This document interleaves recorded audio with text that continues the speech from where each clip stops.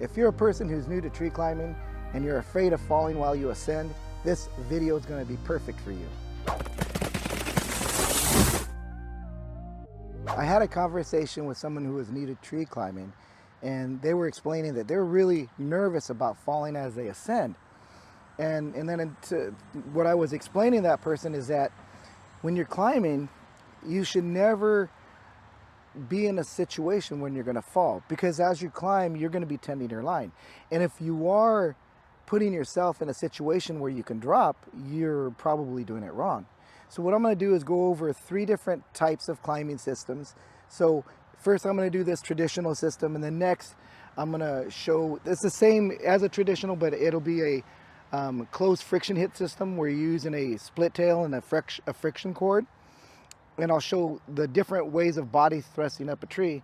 And then after that, I'll show you guys the stationary rope system and how you ascend that way.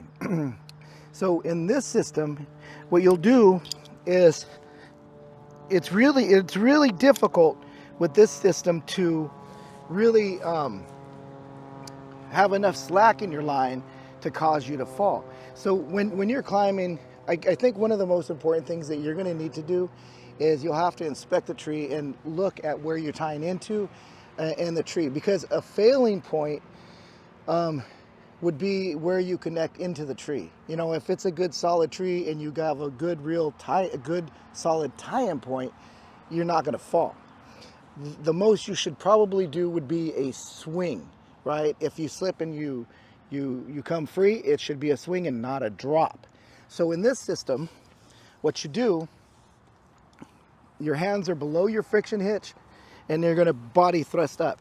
So that's where you push, you pull your line, throw your hips up, and every time that you move, you send your line up. So there's not going to be a moment, every time you do this, there will not be a moment where you're going to come free and drop. Now I have seen where guys have been climbing, and they'll say get into the branch, they'll get into the tree, and when they get up there, they'll grab their line like this, and now they'll climb higher, they'll get higher to a point, and they'll make this like a loop, and that would be a part where you could fall. Okay, so in the normal, if you're just body thrusting, pushing your knot up, you're never going to be in that situation. So I've also seen where guys will undo their friction hitch.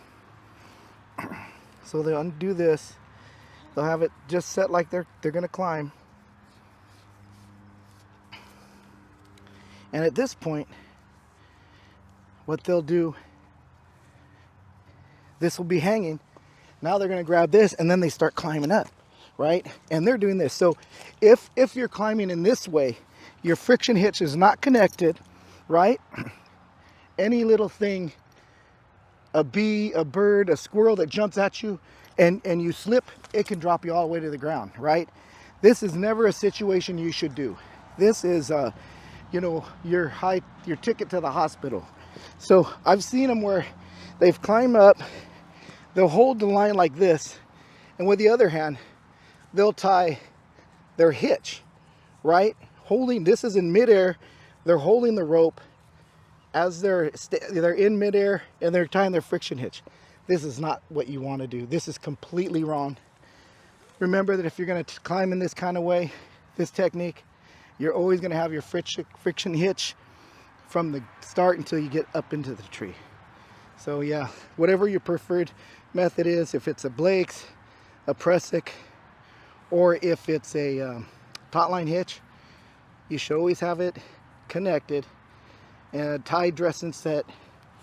And if you're climbing this method, there's no way that you're going to have a loop in your line and you're going to take a fall. Okay, so that's the way it should be. You'll be all tied, dress, and set. That's just one technique. So next I'll show you the friction hitch with a Pressic cord.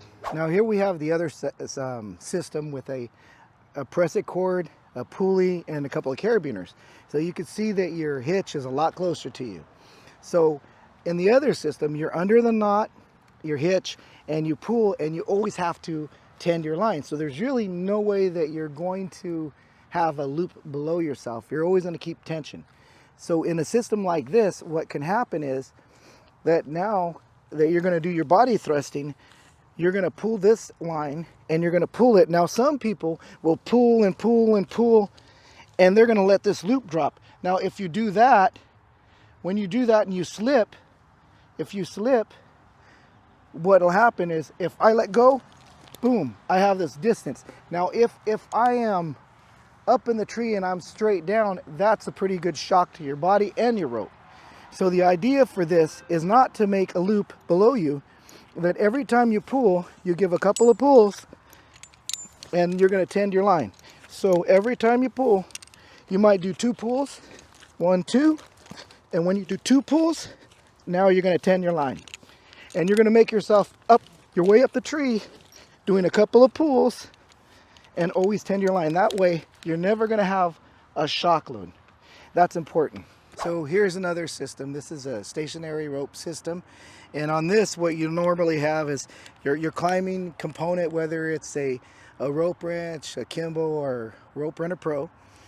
And so a lot of times what you'll have is maybe a chesty or a lanyard that's going to hold your system. So usually every time that you're going to ascend upward, it will tend your line for you. Now if you're walking up a tree and you're going to be up against it, you kind of would do it in this, you'll do it in this way, where you just kind of sit and stand.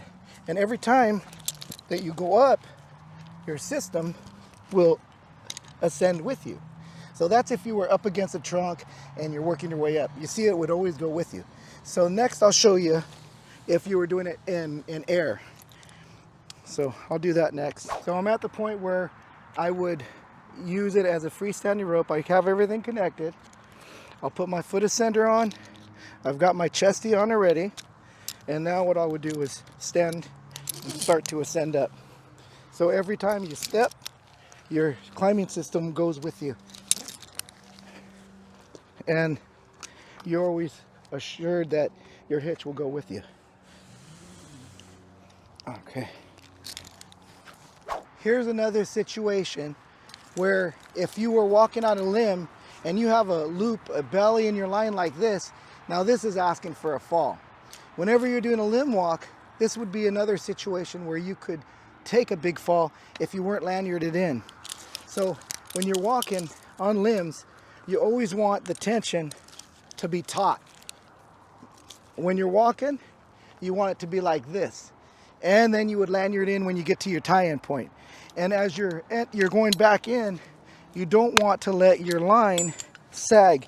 So either MRS or SRS, the goal is to keep tension in your line as you're walking back to your climbing point. So every time I'm taking a step, I'm trying to tend my line. That way, if I'm gonna fall, it will be more of a swing than a drop. And that's another tip for you. Well, there you have it. Some ways of climbing without having to fall.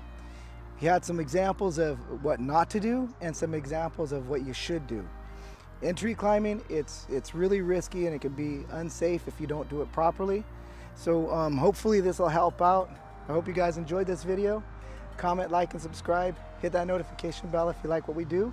And by all means, share our videos. Take care. We'll see you next time.